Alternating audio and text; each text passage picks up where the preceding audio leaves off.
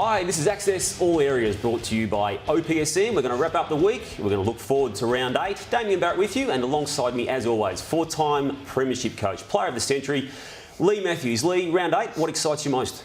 Well, a grand final replay, but when Collingwood are 7th and Geelong are 12th, no one expected the two grand finalists to be not right up the top at this point of the year. So it's interesting to see who's fallen the most, I think. It is, and joining us on Access All Areas today, this week, is Damien Hardwick, Richmond coach, who's fresh from a training session for tomorrow night's game against Essendon, the Dreamtime clash.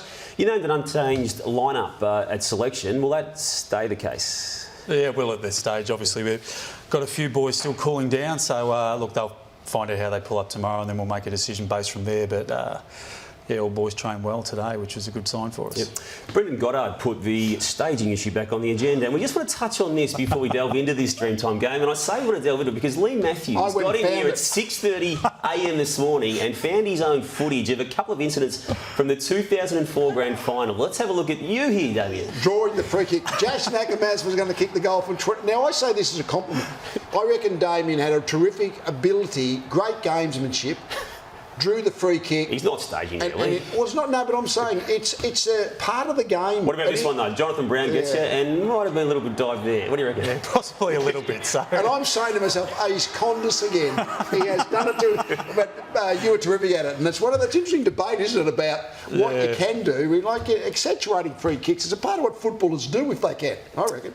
Yeah, there's no doubt. Look, there's stages when the volatility of the situation you can sort of get one on the back burner, so to speak. But look, it's probably not something that I'm overly proud of looking at that. But good to see it let it go too, Lee. It's only 8 years ago. I'm giving Damien the compliment because I think it's terrific gamemanship and really good play. That's the way I look at it. Tomorrow night, big game, and you're ready for it, aren't you? Yeah, it's an enormous game. Look, we're very honoured to be playing at the Indigenous round at the Dreamtime game, which is obviously a massive, game not only for the AFL but for the Indigenous people overall. And to further to that is Chris Newman's 200th game. Obviously our captain of our footy club, but the Battle of the Sashes is going to be an enormous game for both clubs. Very important game. Do you sense the build up to this game is just much be like the Anzac Day game, I guess? I think so. Last year it was very similar. I think both sides are relative. I think Essendon were probably 5-1 or maybe 6-1 last year, and I think we were about 3-4 thereabouts also. So look, it's probably a game that, although finals are a long way away, it's a very important game for both football clubs. And on that basis of trying to make sure players don't get overhyped, is that something you're aware of in the build-up to this kind of match? Yeah, it's something we spoke about prior to most games. I think players, the media will build up games to a certain degree, but the great thing about players is they pretty much stay within our four walls. So what we do is we talk about the process and how we're going to play and what the opposition are going to do. So we try and stay away from the emotional overriding factors that drive the media, and that's something our guys are getting accustomed to, and as they gain more experience, are getting better at dealing with. I mean, you've said some good positive things publicly this year about this is the year that the Tigers need to start winning matches, and you've done that the past 2 weeks. You go into this game as primed as ever for a Dreamtime clash under your time. Do you just have to win the game? Oh, look, we're planning to win the game. Whether we have to is... it's funny. It's a season that is... At this stage, I don't think I've seen a more open season at this stage. Like Lee said at the introduction, I think Geelong are 12th and Collingwood 7th, and Hawthorn are outside the 8, I think, at this stage also. So it's probably as open as I've seen it for a number of years. And look, it is an important game. Our next 3 to 4 weeks, so we've got obviously Essendon this week, then we've got Hawthorn the week after, then St Kilda to follow. So that's a 3-game block that we really need to win possibly 2 of those 3 to get our season back above the ledger, which is going to be tough, but we certainly look forward to the challenge. Trent Cotchin, can he elevate himself to the Nathan Buckley, James Hird, Michael Voss tier? No doubt he's got the potential. He's got some areas of his games that he still has to work on. Defensively, he's got some areas that we'd like him to be a little bit better at, but I don't think I've seen a player, big comment I know, as clean below his knees and then have the ability to distribute the ball as cleanly as he does. In your time in footy? Yeah, he's very much, look, he's a Hird-like quality in that area. Hirdy very clean below his knees, but the ability he's got to get in and out of traffic and make something happen is, something I haven't seen for a close-up anyway. And look, he's an important player. Hard to forget. Where do you see him? Do you see him at that level? Well, we do comparisons, and I think he's the smaller midfielder, the Robert Harvey type. When we look at Hird and Buckley and Voss, they went forward and were able to kick goals. Now, Dustin Martin is the size and shape, the midfielder who can be the dominant body player, maybe go forward and kick goals. Now, he's the one who maybe could be that type of player. Yeah, surprisingly, Cochin's a very good mark for his size. We probably haven't exploited him forward as much as we have as Martin and Deledio at this stage, mainly because he's so good around the clearance areas. He's got probably more an advanced tank than what Dustin has at this stage. So, look, that's something we're looking to bring to his game. You know, we'll obviously push him forward at stages tomorrow night and hopefully he gets a couple of goals. Can I ask you a question? We know in the rotation of interchanges, players are coming on and off the ground all the time. I would reckon if there was no interchange and everyone had to stay on the field the whole day, your players would be advantaged because then Martin and Cochin, Deledio, players like that would be playing forward and then midfield. And that suits your midfield group seemingly better than most. Today was a great comment. We spoke about that, obviously, with the AFL coming out to speak to a majority of clubs. You know, with the argument with the 2 and 2, whether that comes in, we're certainly, I think, probably more adapted to that than certain other clubs. Our midfielders have, we feel anyway, got the advantage that they can push forward, much like a Brendan Goddard for St Kilda, these type of players. So it certainly can help us. Just quickly on that issue, 2 and 2, will that come in next year in your eyes, and do you want it to come in? Look, I don't think I personally would want it to come in. Whether it comes in, I think is probably a stronger chance. Yeah. Are you speaking as a coach or a footy fan? Bit of both, Lee. It's hard to think. Do they differentiate, I suppose? Oh, they differentiate, I reckon. I think they do. Hey, Lee, Access All Areas has its own Twitter account. It is at AFL_AAA. We asked the question, who will be best on ground in the Dreamtime clash? And from David, he says the BOG will be Brent Stanton because he is so maligned by all Essendon Football Club supporters and will want to stick it up them again. Damien, Brent Stanton, it's been an amazing rise in the space of basically 12 months, hasn't it? This time last year he was being criticised by everyone, including his own supporters, and mostly by his own supporters. You're going into this game, I dare say, targeting him as much as anyone. Yeah, look, probably last year he got tagged a hell of a lot and was quiet. This year I think he's only probably been tagged 2 or 3 times, and both times he hasn't had the impact that he has in other games. So he's obviously a player that would. Do you tag him or Watson? Well, can we tag both? Well, you can. You do both. You won't do Watson's both, probably a little bit harder to tag because he's inside. Yeah. Let's talk about philosophy. I mean, do you tag, because you can't really tag both of them or any two players. So do you tag the guy that's winning it in close, or do you tag the guy who's out in space creating? I think it's probably easy to tag the guy that's out in space creating. The inside players, Watson, you can probably, we did a similar thing with Kennedy last week with putting Shane Tuck on him, which probably limited his impact to a degree, but he's still going to be able to get those 2 to 3 clearances at a quarter by the quick kick, the quick handball out. So, yeah, it's a difficult one. Another issue on Twitter, which is at AFL_AAA. This is from Harley. Revold will kick 4. Sean Grigg to get most disposals. Ivan Marek to have another great game, and Tuck to be best on ground. Give us your take on all of that. Yeah, I think Jack's just starting to run into sort of form. Defensively, he's actually been okay for us. Offensively, he's just probably... He hasn't had the high marks. Funnily enough, a lot of the forwards are in the same boat at the moment. Sean Grigg's been enormous for us this year. Been a very good player, accumulates possession, and his disposal efficiency has improved dramatically over the course of the 2 years we've had him. Varn's been enormous also.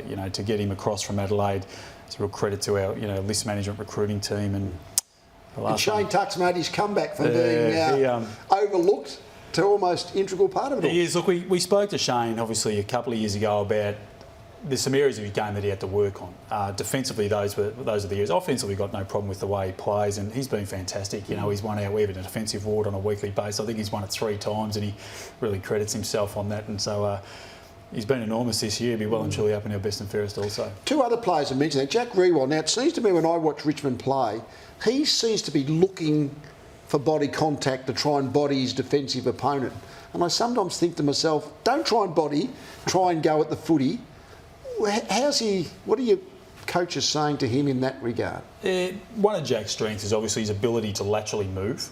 He probably hasn't been doing that to the level that we know he's capable of. Look, he had a limited preparation, we all know about that, so it does take a little bit of time to get your mojo back, so to speak. So his body movements from the behind the goals vision have been a hell of a lot better over the course of the last 2 to 3 weeks. He's getting shots on goal. His kicking accuracy isn't to the level that we'd like. Obviously, I think he had 8 last week. The week before he had 6, kicked 2, 3 and 1 on the full.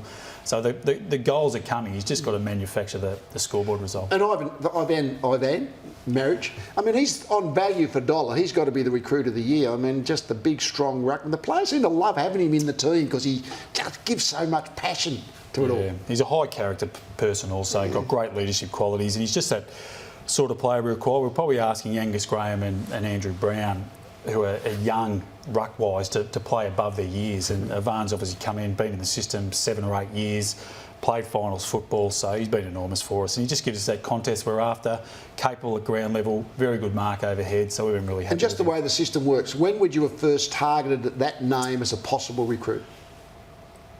As soon as Sam Jacobs, I think, came across, like obviously our guys are all across, the reality is if you bring a player to your football club, you generally want to play them. So obviously Jacobs was going to play, someone was going to fall out. So, we're very attuned to that, and, recruiting guys got into play pretty early, I'd say, and just trying to think when we're allowed to speak with them. But 12 months, 12 months plus, we can say. We'll just move off Richmond just for a moment. I'll talk to you, Lee, first about the Liam Jarrah situation. Yeah. Selected to play his first game this year, but on the same day he gets selected in the senior team, there's more charges, serious charges, assault charges laid against him. Can I get your take on the fact he's now back in the senior team? Oh, well, from a club level footy, I guess you say, well, you're innocent until proven guilty. So if you're at our club, you're available for selection. And I guess that's how Melbourne treating the situation. The AFL haven't intervened in terms of saying, well, he's ineligible to play. So I guess they're just playing him on his football merits. But, gee, there is some things on the kid's mind you'd think that would be affecting his sight to play footy this week. It's a complex issue, Damien, isn't it? I'm not asking you to comment on Liam Jarrah's specifics, but just the generalities of a player who's on serious charges. Do you think if you had a player under those circumstances, you'd be picking him to play senior footy? It is a tough one. It's a tough one. I feel I can't answer. Yeah, I suppose until you're in that situation, it's really hard to...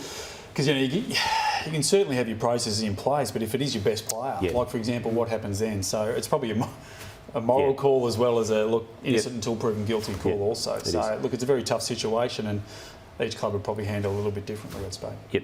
Well, free agency's coming up, specifically Travis Cloak and Richmond Footy Club. Can I just get your take officially at this stage of the year anyway on what you'll do? Some clubs are putting their hands up, some are keeping their cards close to their chest. There's a Richmond connection with his father. What are you going to do? Oh, look, Travis is an enormous player, obviously, probably, if not the best, second best, centre-half forward type player around in the land at the moment. So, look, every club will be certainly looking at him with the financial demands. That's probably the one area that he's going to really struggle and probably stress our football. So you can't compete at that high level? I wouldn't have thought so. Yeah, so do you rule him out as such? Because it's going to require a bit of it. Look, I'd say you'd never probably rule him out, but the fact is, until you know the financial demands of a player, you can certainly still speculate, but the reality of the situation, if he's on a high amount of money, he's not going to be at our footy club. Just in players in general, I mean, it's a professional era now. We don't know what players are getting paid, but you know pretty much what your players are getting paid. Is there a value for dollar equation? I mean, the salary cap makes you do it. Are you doing that as a coach, you reckon? No doubt. We actually brought someone in now to do financial modelling on that exact point, because the situation is now certain players, and it's been done in the US with the Moneyball situation, with certain players in certain positions are worth more value than others, and that's something that we're starting to probably muck around with to a degree. But there's no doubt that certain players in certain positions are worth their dollars, and then other players you can certainly get for probably a cheaper prospect. Damien, time for the OPSM poll. We asked on Monday who will win a flag first, the Gold Coast Suns or the Giants. The results were pretty clear cut for the Giants, 60% to the Giants and 40% for the Suns. Not that you really care about this, but do you have an opinion on it? Yeah, I possibly think the Giants. I think their recruiting has been more solid. I think they've recruited the contested player more so than probably Scotty has done up there. So I'd probably back the Giants in at this stage also. A man well known to you at Richmond, Matthew Richardson, made some comments during the week about the goalposts, and the size of them, or the height of them particularly, actually was creating an optical illusion that they're actually narrower we're up the top. We're going to stick up for Richo. Let's have a look. 2000 years. Gary Moorcroft. Commentator said, Richo, you're an idiot. The fact is the goalposts are maybe 50% higher to help the goal umpires in the recent years. This is 2000, Lee. Gary Moorcroft's having a shot at goal. So when you're looking at that, you're thinking that opening looks a bit bigger than now when the opening looks small. It's only an optical illusion, we know that. It's the same distance. Hey, we know we're talking about the mental pressure of the optical illusion. It looks a smaller space, therefore it seems harder. There's enough. Now, there is some truth in what Richo said, those other There's no commentators truth. last Saturday I'm night. with Lee. I've got no idea. I'm with Lee on that one. I reckon it does look It's an optical illusion, we know that. But, hey, it's like the goalposts always look narrower after you've kicked 5 consecutive behinds. There's enough variables in about the footy mental out there. pressure. I didn't even Let's just notice deal the with facts. goalposts were that much higher than what year was that? 2000? That was 2000, yeah. Staggering. Oh, well, if we want to throw in another thing, we now play with 7 footballs, so the footballs never get kicked like the pointy ends of a new football. Yeah. Anyway, that's just another. That's just to stick up for the modern players' lack of accuracy in their goal kicking. I like it. Dave, before we go, Geelong, a lot of focus on them this week. Are they out of the premiership running? No, I wouldn't have thought so. They're high-quality players are going to come good at some stage. The situation is when you, and as Lee would have encountered with Brisbane, when you start later and later and later, it probably takes a little bit of time to get up and going. And I've got no doubt they're hanging tough at the moment, but they'll come good. Will they beat Collingwood tonight? Be a tough game, but I think I'll tip the Pies. Sure. Tonight. Hey, thanks for coming in. Pleasure. And good luck at the Dave. Dreamtime game. Thanks, guys. Lee, thanks for your time Thanks again again, on David. Access All Areas. Don't forget on Monday, Luke Darcy and myself will be back to talk about all the news from Round 8 action. From us, though, it's goodbye for now.